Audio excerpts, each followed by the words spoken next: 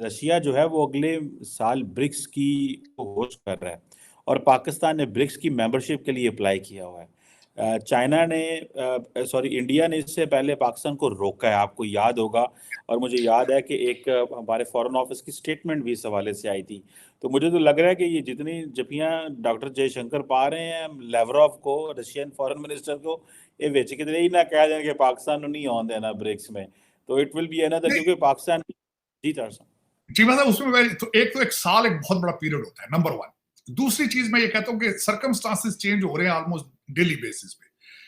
देखें उसमें अगर हमारे दो चीजें बताऊंगा इस वक्त। अगर अलायंस अमेरिका के खिलाफ है तो दो मुल्कों का, दो सुपर पावर्स का अलायंस है, रशिया एंड चाइना, दोनों का अलायंस एक दूसरे के साथ चल रहे हैं वो। अगर पाकिस्तान आके चाइना को छोड़ के डायरेक्ट अमेरिकन कैंप में जिस तरह आने की कोशिश कर रहा है या जो कुछ हो रहा है यहाँ पे, आपका क्या ख्याल है उससे रशिया को रिजर्वेशंस नहीं होंगी? चाइना का आपने सीपैक बंद कर दिया है, चाइना को रिजर्वेशंस नहीं होंगी इन सर्कमस्टांसेस में। और भारत अगर जाके मॉस्को बैठ के उनको कहता है कि आपने अंडर दीज सर्कमस्टांसेस आपने ब्रिक्स में पाकिस्तान को नहीं ला के आना, तो रशिया के पास कौन से चॉइसेस होंगे जब आप while you are sitting in Washington DC? आप बिल्कुल दर हकीकत देखें चीमा साहब, मैंने अगले दिन भी शायद आपके सेगमेंट में कहा था, हमारे कंफ्यूजन बहुत ज्यादा है, हमारे बहुत ज्यादा कंफ्यूजन है। हमें अभी तक सबसे बड़ी तो बात यही नहीं पता कि हमारे लिए सदारती निजाम ठीक है या पार्लियामेंट्री सिस्टम ठीक है।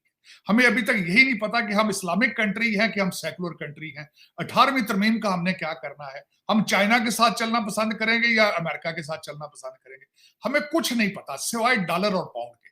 हमें जो डॉलर दिखाता है हम उधर चले जाते हैं। आप इसके अलावा इस पर डिबेट की जा सकती है और मैं बड़े वसूख के साथ ये चीजें कह रहा हूं। तो देखें आजकल आपको दो चार चीजें हैं। अब आईएमएफ के पीछे आप क्यों फिरते हैं? आईएमएफ आपको पैसे ज्यादा नहीं देता, पैसे थोड़े से देता है। लेकिन आपको जो भाईजान सऊदी अरेबिया और यूएई वाले हैं वो कहते हैं आईएमएफ की सर्टिफिकेशन लाओगे तो फिर पैसे देंगे।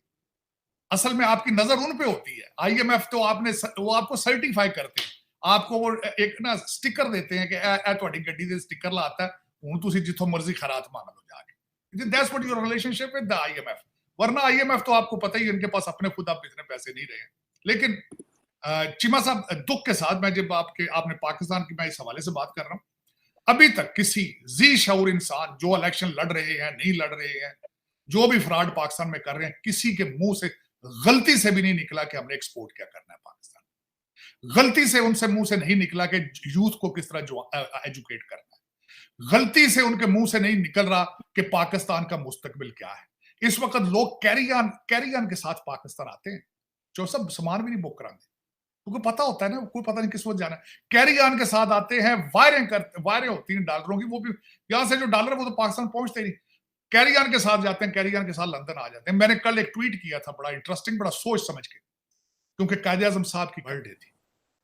मैंने कहा था कायदे आजम साहब, I am so sorry about it कि आपने पाकिस्तान बनाया है, तो ये लोग जिनके लिए आपने पाकिस्तान बनाया ये तो अभी ब्रिटिश कॉलोनी है, इनका कैपिटल तो आज भी लंदन है, ये तो आज भी पाउंड के लिए काम कर रहे हैं, ये तो आजाद हुए ही नहीं है, ये ज़हनी तौर पे गुलाम है।